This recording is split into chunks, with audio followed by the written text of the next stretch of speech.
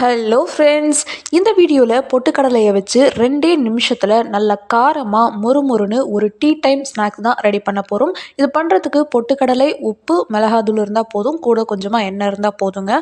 ஒரு சூப்பராக நல்ல மொறுமொறுன்னு இந்த டீ டைம் ஸ்நாக் வந்து 2 நிமிஷத்தில் ரெடி பண்ணிடலாம்.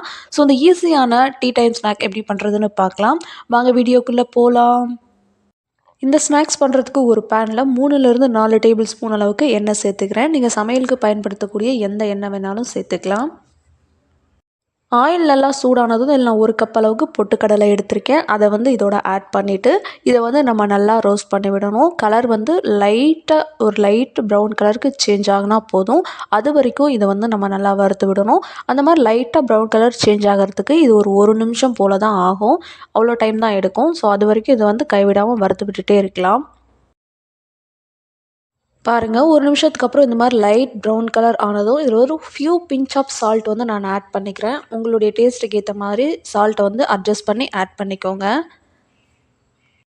இது கூடவே 1/2 டேபிள் ஸ்பூனுக்கும் கம்மியாக வந்து நான் மிளகாய் தூள் ஆட் பண்ணிக்கிறேன்.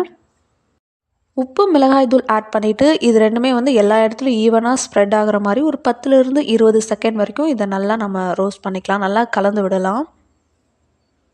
உப்பு, மிளகாய் தூள் நல்லா கலந்து விட்டதுக்கப்புறமா கடைசியாக ஒரு கொத்து கருவேப்பிலை ஆட் பண்ணிவிட்டு இதையும் வந்து ஒரு 10லேருந்து 20 செகண்ட் போல் இதை நல்லா கலந்து விட்டுக்கலாம். அதை வந்து நல்லா வறுத்து எடுத்துக்கலாம்.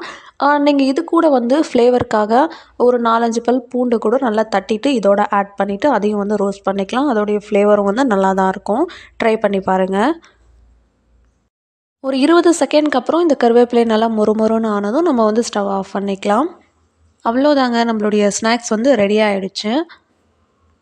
நம்ம இதை டீ கூட சர்வ் பண்ண போகிறதுனால வேறு ஒரு பிளேட்டுக்கு மாற்றிக்கலாம். இது சுட சுட சாப்பிடவும் நல்லா தான் இருக்கும். ஒரு 2 நிமிஷம் ஆற விட்டு அதுக்கப்புறம் சாப்பிட்டிங்கன்னா இன்னும் நல்லா மொறுமொறுன்னு சூப்பராக இருக்கும். இப்போ இதை வேறு ஒரு பிளேட்டுக்கு நம்ம மாற்றிக்கலாம்.